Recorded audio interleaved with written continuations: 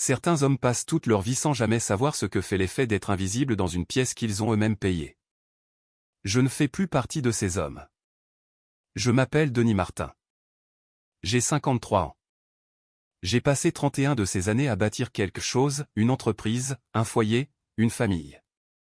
J'ai entraîné l'équipe de foot locale le samedi matin, j'ai réparé la clôture le dimanche après-midi, et je n'ai jamais demandé à personne de m'en remercier. Ce n'est pas comme ça que j'ai été élevé. On travaille, on subvient aux besoins, on est présent.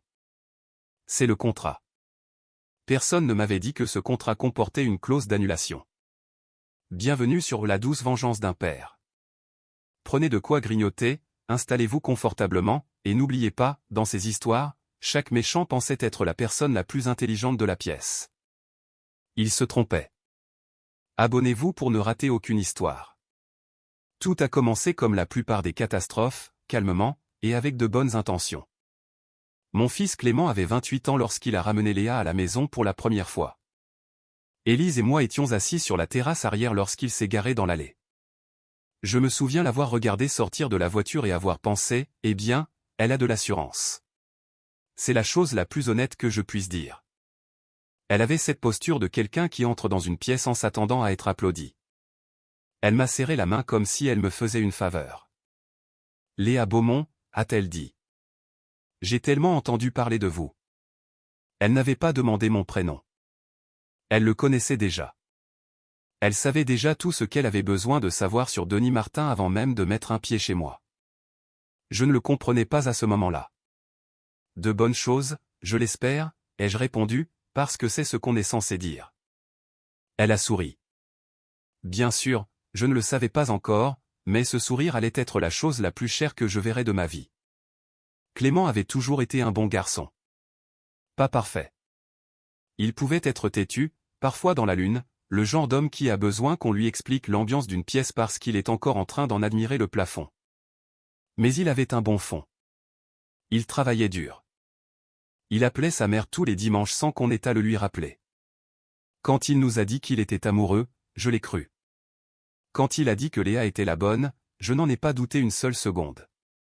Ce dont je doutais, et je l'ai gardé pour moi car Élise me disait que j'étais paranoïaque, c'était la façon dont Léa regardait chaque chose dans notre maison, comme si elle en estimait la valeur. La première fois qu'elle est venue dîner, elle a fait un compliment sur la cuisine, puis a ajouté « Vous l'avez rénovée récemment ou c'est juste démodé ?» Élise a ri et a dit que c'était d'origine. Léa a hoché la tête lentement, de la même manière qu'on hoche la tête quand quelqu'un dit une chose à laquelle on s'attendait. Je me suis versé un deuxième verre de vin. Les fiançailles ont eu lieu rapidement. 8 mois après le début de leur relation, Clément a appelé pour nous l'annoncer. Élise a pleuré. Je lui ai présenté mes félicitations, et j'étais sincère. Il était heureux. Et le rôle d'un père est de soutenir cela. C'est donc ce que j'ai fait. Les préparatifs du mariage ont commencé presque immédiatement. Et au cours des 2 premières semaines, j'ai eu un premier aperçu de ce que cela allait me coûter. Pas en argent, pas encore. En dignité. Élise et moi nous sommes assis avec Clément et Léa dans leur appartement. Nous avions apporté une bouteille de vin et avions le cœur ouvert. Léa avait un classeur, un vrai classeur à code couleur avec des intercalaires, comme si elle préparait cet événement depuis bien avant que Clément ne la demande en mariage. Nous pensons au domaine de Beaulieu, a-t-elle dit en faisant glisser une brochure sur la table. Je l'ai prise, j'ai regardé les photos, j'ai regardé la liste des prix sur la dernière page, et je l'ai reposée. C'est un endroit magnifique, ai-je dit. C'est vrai, a-t-elle acquiescé. Il nous faudrait le forfait week-end complet. Évidemment. Évidemment. Combien d'invités prévoyez-vous, a demandé Élise. Environ 280, a répondu Léa. J'ai pris une gorgée de vin. 280 personnes, à peu près. Quelques amis de la paroisse de ma mère, quelques collègues de mon père. Combien de personnes connaissons-nous, ai-je demandé en regardant Clément. Il s'est agité sur sa chaise. Eh bien, il y a la famille, quelques gars du travail, des copains de l'université. Donc, environ 60 de ces 280 personnes sont les nôtres, ai-je conclu.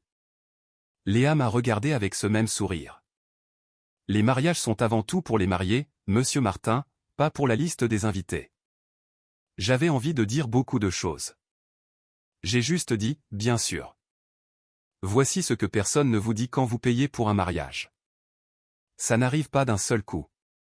Ça arrive petit à petit, comme une fuite lente, l'acompte pour le domaine, le devis du traiteur, le rendez-vous chez le fleuriste qui se transforme mystérieusement en un engagement de 5000 €, le photographe qui est le seul digne de ce nom.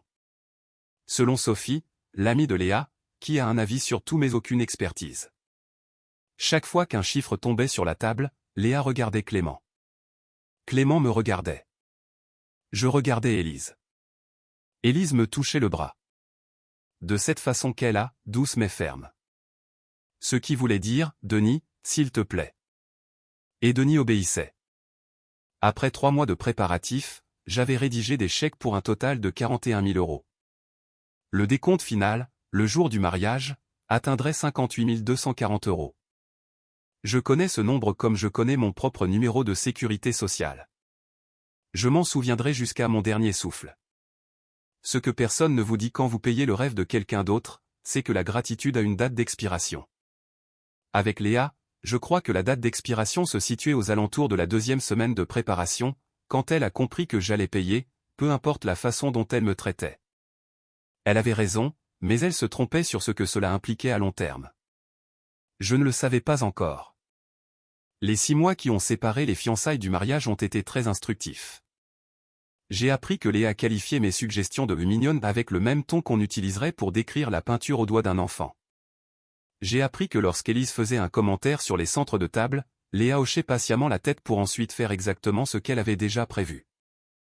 J'ai appris que Clément, Dieu le bénisse, avait été lentement et inexorablement dressé à s'en remettre à sa fiancée pour tout ce qui concernait le mariage, et pour pas mal d'autres choses également.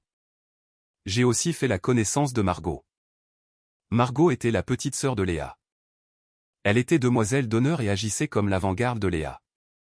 Elle arrivait aux réunions de préparation avec 15 minutes d'avance, informait tout le monde de la vision de Léa, et recadrait gentiment quiconque s'en écartait. Elle avait 25 ans et possédait l'efficacité diplomatique d'un casque bleu de l'ONU. Je respectais cela, même quand c'était dirigé contre moi. Monsieur Martin, m'a dit Margot lors d'une dégustation de gâteaux en mars, Léa veut juste s'assurer que tout le monde se sente inclus dans le processus. C'est gentil de sa part, ai-je répondu en avalant un cube de gâteau vanille cardamome qui coûtait plus cher que ma première voiture. Elle accorde vraiment de l'importance à votre avis. Je sais, a souri Margot. C'est juste que ça ne ressemblera peut-être pas toujours exactement à ce que vous aviez suggéré. Margot, ai-je dit, je suis mariée depuis 30 ans. Je sais exactement à quoi ça ressemble. Elle a ri, de bon cœur. Je pense qu'on s'est compris après ça. La semaine précédant le mariage, Benoît est arrivé. Benoît était le père de Léa. Je l'avais rencontré 2 fois auparavant. Une fois à la fête de fiançailles, une fois lors d'un dîner que Léa avait orchestré avec la précision d'un sommet diplomatique. Benoît Fournier était un homme grand, avec une poignée de main ferme et l'autorité naturelle de quelqu'un qui avait passé des décennies à être la personne la plus importante de chaque pièce. C'était un avocat d'affaires à la retraite. Il portait une montre qui valait probablement plus cher que mon pick-up. Ce que j'ai remarqué immédiatement, c'est que Benoît n'a pas proposé de contribuer au mariage. Pas un mot, pas un geste, pas une enveloppe. Il a pris l'avion depuis Nice, a pris une chambre à l'hôtel à mes frais parce que les chambres faisaient partie du forfait du domaine que je payais et a commencé à se comporter comme le père de la mariée dans le sens le plus cérémonial du terme, mais sans aucune des implications financières. J'en ai fait la remarque à Élise le jeudi soir, à la veille du dîner de répétition. Denis, a-t-elle répondu, je ne suis pas en colère. Je fais juste une observation. Tu as l'air en colère. J'ai dépassé le stade de la colère depuis 41 000 €. Je suis revenu au stade de la curiosité. Elle m'a embrassé sur la joue. Plus que 2 jours. J'ai acquiescé.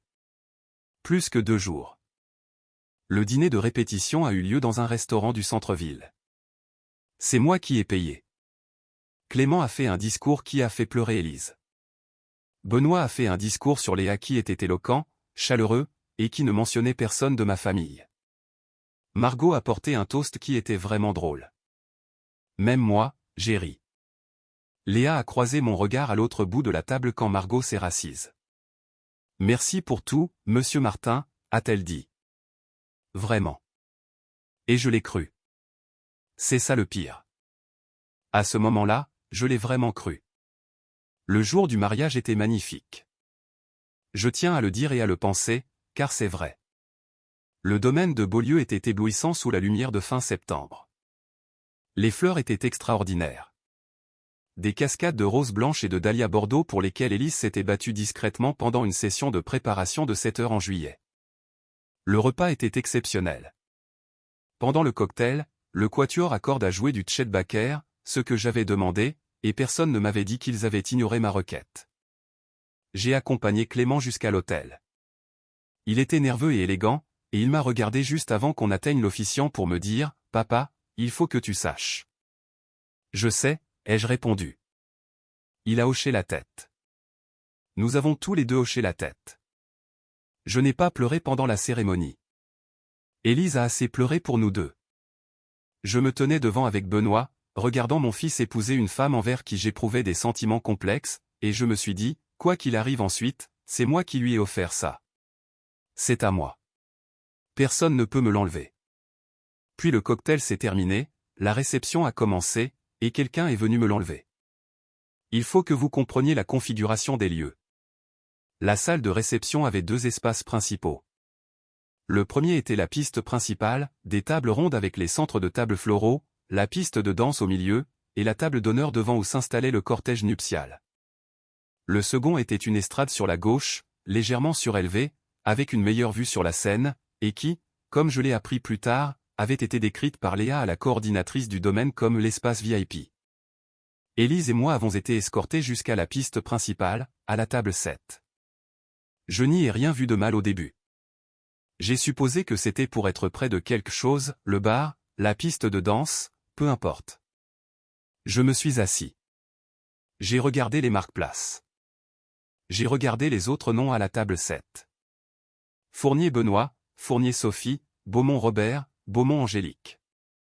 J'ai regardé autour de la table, les parents de Léa, l'oncle et la tante de Léa. J'ai levé les yeux vers l'estrade. Il y avait une table là-haut avec un centre de table 2 fois plus grand que le nôtre. Élise, ai-je dit doucement. Je vois, a-t-elle répondu. Qui est là-haut?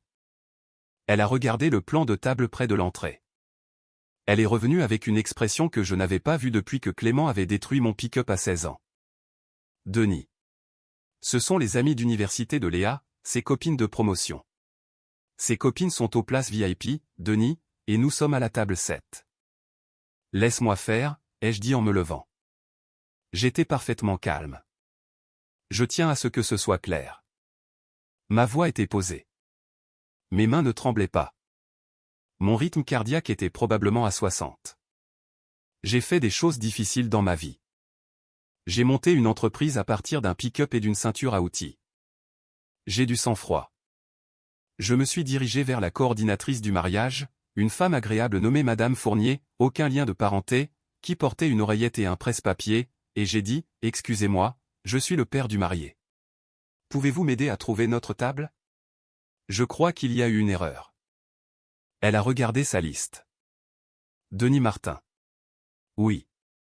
Table 7, monsieur. Par ici. Je viens de la table 7. Je vous demande s'il y a eu une erreur. Elle a regardé sa liste à nouveau, puis moi, puis la liste. Non, monsieur. La table 7 est correcte. Puis-je vous aider pour autre chose? J'ai regardé l'estrade. J'ai regardé la table 7. Non, ai-je répondu. Merci. Je suis retourné à ma place. Élise a posé sa main sur la mienne. Tout va bien, ai-je dit. Rien n'allait bien. Ce moment s'est terminé, et tout s'est joué 40 minutes plus tard. Je ne sais pas ce que j'attendais. Une reconnaissance, peut-être. Un toast qui saluerait ce qu'Élise et moi avions offert. Un geste. Une preuve quelconque que les 6 derniers mois et les 58 000 € avaient laissé une trace dans l'esprit de Léa. Ce que j'ai eu, c'est Léa en personne. Elle a surgi à mes côtés pendant l'entrée, radieuse dans sa robe, tout juste mariée, une coupe de champagne à la main. Elle s'est penchée et me l'a dit doucement, sans méchanceté, sans arrogance, presque sur le ton de la conversation, comme si elle m'annonçait le plat du jour. Denis, j'espère que vous êtes bien installés. Je voulais vous prévenir que ce soir, les places du cortège nuptial sont réservées. Si vous pouviez juste profiter de la soirée depuis ici, ce serait merveilleux. Vous êtes ici en tant qu'invité. Je l'ai regardé. Vous êtes ici en tant qu'invité, a-t-elle répété, d'une voix plus faible cette fois, comme un rappel. Je n'ai rien dit. Elle s'est redressée, a affiché ce fameux sourire, et est retournée à la table d'honneur. Je suis resté parfaitement immobile pendant environ 15 secondes. Puis, j'ai pris ma fourchette et j'ai mangé ma salade. Élise m'observait. « Denis, mange ta salade, ai-je dit. »« Denis, qu'est-ce qu'elle t'a » ?»« Elle m'a dit que j'étais un invité, ai-je répondu. »« Alors, je vais m'asseoir ici et être un très bon invité. » Élise a posé sa fourchette. « Je vais bien, ai-je dit. » Mais quelque chose venait de s'éteindre en moi. Silencieusement, comme une chaudière qui s'arrête. Pas de drame, pas d'explosion, juste un interrupteur et un silence là où il y avait de la chaleur auparavant. J'ai observé Clément pendant le reste de la soirée. Je veux être juste envers mon fils. Il n'avait pas l'air à l'aise. Il a dansé avec sa femme, ri avec ses témoins, trinqué avec Benoît et ses amis d'université. Mais à 2 reprises, oui, 2 fois, je l'ai surpris en train de me regarder à travers la pièce avec une lueur dans les yeux que je n'arrivais pas à définir. De la culpabilité, peut-être. Ou cette impuissance particulière d'un homme qui sait que quelque chose cloche mais qui a décidé qu'il était trop tard pour y remédier. Je ne suis pas allé vers lui. Il n'est pas venu vers moi. À 21h, j'ai dit à Élise que j'allais prendre l'air. Je suis sorti sur la terrasse de Beaulieu. Elle donnait sur un jardin doucement illuminé par le bas. Des roses blanches et des dahlias bordeaux partout. 58 000 € de pure beauté. Benoît Fournier m'y a rejoint 10 minutes plus tard. Sacrée soirée, a-t-il dit. Magnifique domaine, ai-je répondu. Il a hoché la tête. Nous sommes restés dans un silence confortable pendant un moment. 2 pères à un mariage. Et puis il a dit, Léa peut être épuisante. Je l'ai regardée. Elle l'a toujours été, a-t-il ajouté avec une sorte de fierté lasse. Elle obtient ce qu'elle veut. Sa mère appelle ça de la détermination. Et vous, comment appelez-vous ça?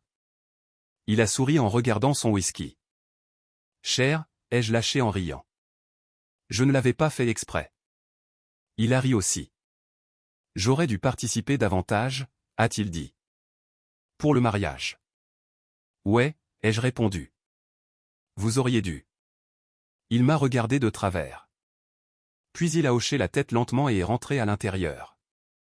Cette nuit-là, allongé dans la chambre d'hôtel qu'Élise et moi avions payée, j'ai pris une décision. Pas une décision motivée par la colère, ni une décision impulsive. Je veux être clair là-dessus, car ce qui a suivi a été décrit par certains ou l'entourage de Léa comme une réaction à chaud, une crise de colère, l'orgueil blessé d'un vieil homme.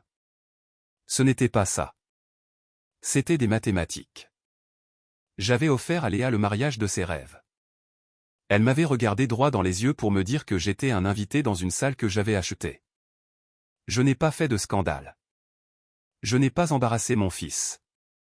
Je me suis assis à la table 7, j'ai mangé ma salade et j'ai souri quand le photographe a pointé son objectif dans ma direction.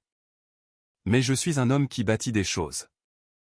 Et un homme qui bâtit des choses sait que ce qu'il construit, il peut aussi arrêter de le construire. J'ai pris mon téléphone et je me suis écrit une note. Un seul mot. Non. C'était ma réponse. Pour quand le moment serait venu? Le moment est venu 31 jours plus tard. Clément et Léa étaient partis en lune de miel. Un voyage à l'île Maurice. 14 jours qu'ils avaient budgétés, planifiés et payés eux-mêmes, à leur décharge. Je respectais ça.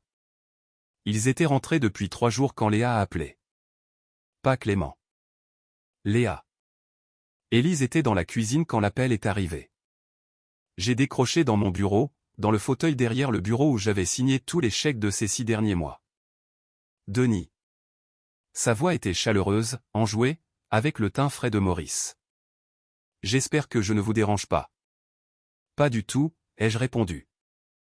Je voulais juste vous contacter parce que Clément et moi avons discuté. Nous vous sommes tellement reconnaissants pour tout ce que vous et Élise avez fait pour le mariage. C'était vraiment le jour le plus magique de notre vie. C'était un bel événement, ai-je dit. Vraiment. Une petite pause. Voilà, on faisait nos comptes depuis notre retour, et vous savez ce que c'est. Les mariages coûtent si cher. C'est vrai, ai-je confirmé. Et on s'était dit que peut-être, plus tard, on aimerait faire un deuxième voyage, comme une lune de miel prolongée au Japon, ce qui a toujours été l'un de mes rêves. L'un de tes rêves, ai-je répété. De nos rêves, s'est-elle corrigée habilement. Et on se demandait, puisque vous avez été si incroyablement généreux pour le mariage, si vous pourriez nous aider pour ça. Juste une participation, ce qui vous semblera juste. J'ai laissé le silence s'installer. Denis, vous m'entendez? Je t'entends, ai-je dit. Est-ce que je tombe mal? Non, ai-je répondu. C'est le moment parfait, en fait. J'ai beaucoup repensé à cette conversation. Oh. Sa voix avait changé. Alerte, comme un animal qui entend un bruit qu'il ne parvient pas à identifier. Léa, ai-je dit. Tu te souviens de ce que tu m'as dit à la réception? Silence. À la table 7, ai-je précisé. Tu t'es penché et tu as dit, et je veux m'assurer d'avoir bien compris, vous êtes ici en tant qu'invité au point. Encore un silence. J'y ai réfléchi, ai-je poursuivi. Parce que tu avais raison. J'étais un invité. Et les invités ne financent pas les lunes de miel. J'ai fait une pause. Donc, ma réponse est non. Denis, c'est tout. C'est tout ce que j'ai à dire. Un seul mot. Non. Je crois qu'il y a un malentendu. Léa. Ma voix était très basse. Il n'y a aucun malentendu. Tu as été parfaitement clair au mariage. J'étais un invité, alors je vais me comporter comme tel. Les invités offrent des grille-pains et des cartes cadeaux. Ils ne font pas de chèques pour payer des vacances. La ligne est restée silencieuse pendant un long moment. Je vais le dire à Clément. Je t'en prie, fais-le, ai-je dit. Il peut m'appeler. J'adorerais parler à mon fils. J'ai raccroché. Je suis resté dans mon fauteuil. Mes mains étaient totalement immobiles. Mon rythme cardiaque devait être à 60. Je me sentais comme un homme qui venait de terminer un très long chantier.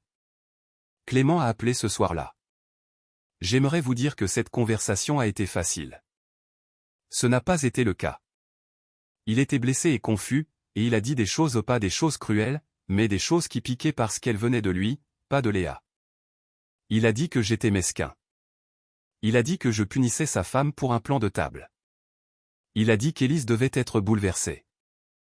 Je l'ai laissé parler. Quand il a eu fini, j'ai dit, Clément, je t'aime. J'ai payé ton mariage parce que je t'aime, pas parce que j'attendais quoi que ce soit en retour. Mais je refuse qu'on me dise que je suis un invité dans une salle que j'ai payée, pour ensuite me demander de financer le voyage suivant. Ça ne marche pas comme ça. Pas avec moi. Elle ne le pensait pas comme ça. Elle l'a dit 2 fois, ai-je murmuré, plus pour moi-même. Ce n'est pas un accident. Il est resté silencieux un long moment. Il faut que tu comprennes, ai-je ajouté, que je ne coupe pas les ponts avec toi. Je ferme juste le porte-monnaie en libre service. Ce sont 2 choses très différentes. Tu veux venir dîner dimanche. Je ferai des grillades. Élise préparera cette salade de maïs que tu aimes tant. Mais je ne suis pas un compte en banque avec un père attaché dessus. Il a raccroché sans dire oui ou non. Il a débarqué le dimanche sans Léa. On a fait des grillades. Élise a préparé la salade de maïs. On n'a pas parlé du mariage. On a regardé le foot et on a débattu de la défense. J'ai bu 2 bières et je me suis endormi dans le fauteuil avant la fin du match. Ce fut la meilleure après-midi que j'avais passée depuis 1 an. Maintenant, voici la suite de l'histoire. Dans les semaines qui ont suivi, Léa n'a pas du tout bien pris mon nom. Elle a appelé Élise 2 fois en lui racontant une version des faits dans laquelle j'avais toujours été difficile et autoritaire, et où j'avais utilisé l'argent du mariage comme moyen de pression. Élise a écouté poliment les 2 fois. Puis elle est venue me voir et m'a dit, elle essaie de réécrire l'histoire. Je sais, ai-je dit. Clément est coincé au milieu. Je sais ça aussi. Qu'est-ce que tu veux faire? J'y ai réfléchi. Rien, ai-je répondu. Je n'ai rien à faire. La vérité n'a pas besoin de mon aide. Élise m'a regardé pendant un long moment. Tu es très calme face à tout ça. Je suis calme depuis la table 7, ai-je dit. Ça m'inquiète un peu. J'ai souri. Ça ne devrait pas. Ce que je n'avais dit à personne, ni à Élise, ni à Clément, ni à Benoît Fournier sur cette terrasse, c'était ce que j'avais fait le lendemain du mariage, pendant qu'Élise dormait encore et que j'étais assis dans la chambre d'hôtel avec mon café. J'avais appelé ma comptable, une femme brillante nommée Céline, qui gère les finances de mon entreprise depuis 11 ans et qui n'a jamais fait la moindre erreur. Je lui ai dit que je voulais passer en revue chaque actif, chaque compte, chaque instrument financier désignant des bénéficiaires. Céline n'a pas demandé pourquoi. C'est pour ça que je travaille avec elle depuis 11 ans. L'audit a pris 3 semaines. La restructuration, 2 de plus. Au moment où Léa a appelé pour réclamer l'argent de la lune de miel, tout était déjà réglé. L'entreprise, ma société de bâtiment, ce que j'avais construit avec un pick-up et une ceinture à outils, avait été transféré dans une fiducie, un trust très spécifique avec des clauses très précises rédigées par mon avocat. Les conditions étaient simples. La fiducie bénéficiait à Élise Martin. Et, à son décès, à Clément Martin, à la condition expresse qu'il ne soit pas, au moment de la succession, dans un mariage ayant été légalement reconnu comme résultant d'une coercition financière ou d'une influence indue. Cette dernière clause venait de mon avocat. Je la trouvais agressive. Il m'a dit, « Denis, tu as raison de protéger ce que tu as bâti. » J'ai signé. Il restait un dernier détail. La propriété, notre maison, celle que j'avais rénovée de mes propres mains pendant 20 ans. La maison avec cette cuisine que Léa avait qualifiée de démodée était désormais au seul nom d'Élise, et non plus en nom collectif. Elle lui appartenait. Je n'avais pas fait sa parraine. Je tiens à être honnête à ce sujet.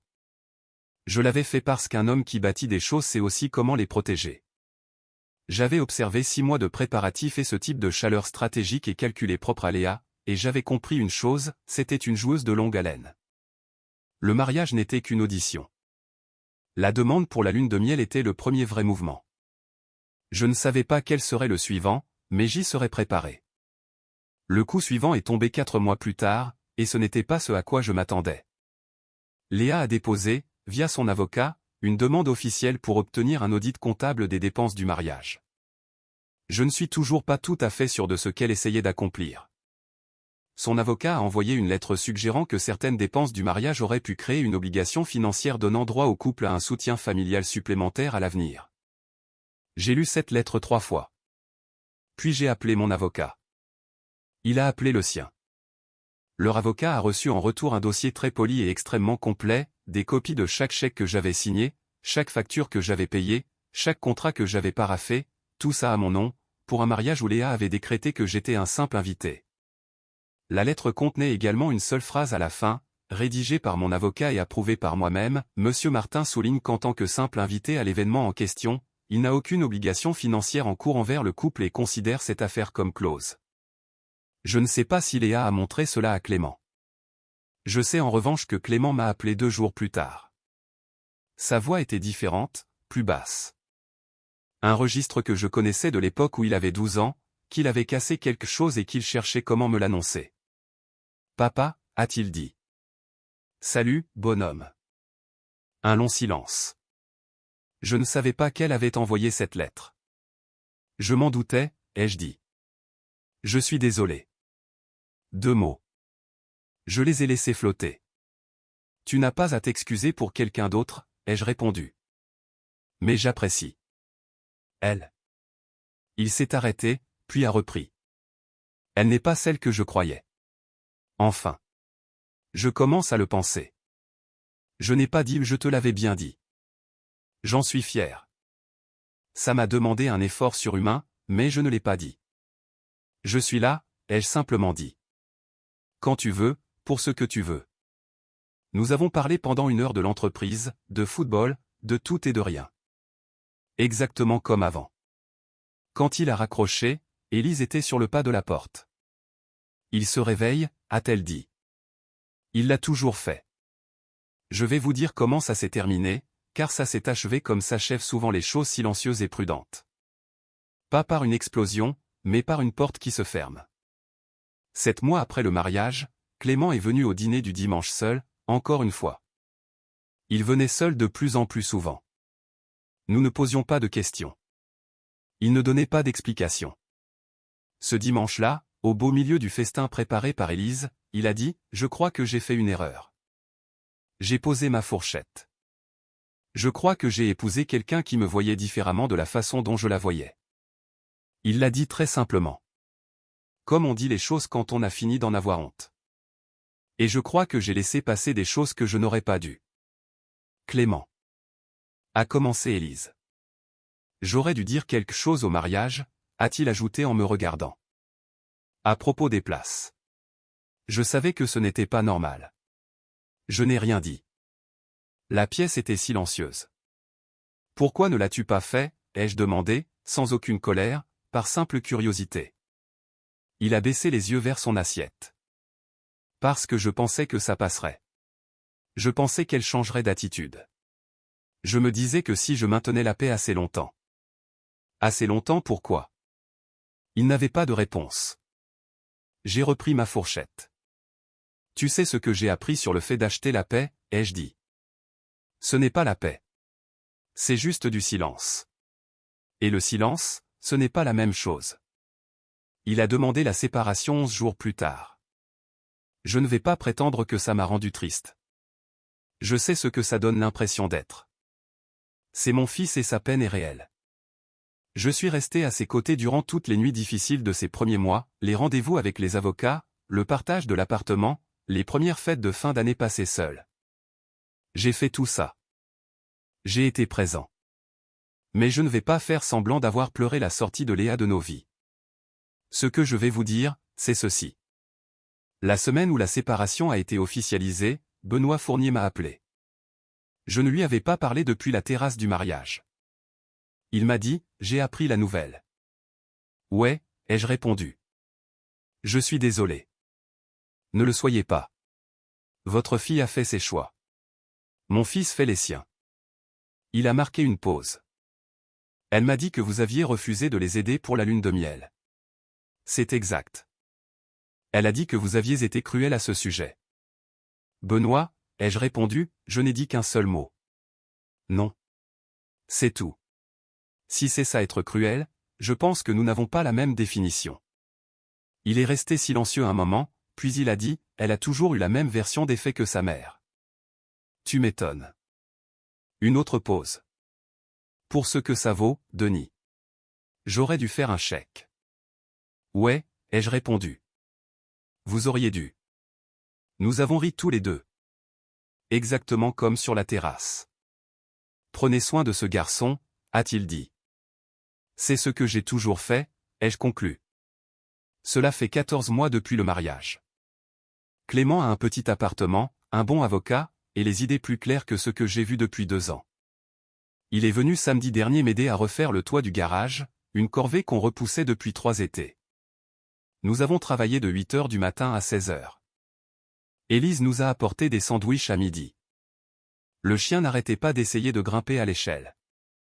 À 16 heures, alors que nous rangions les outils, Clément m'a dit « Merci de ne pas avoir dit je te l'avais bien dit et point. » J'y ai pensé, ai-je avoué. Je sais. Environ 400 fois. Il a souri. Son premier vrai sourire depuis des mois. J'aurais dû t'écouter. Ouais, ai-je répondu.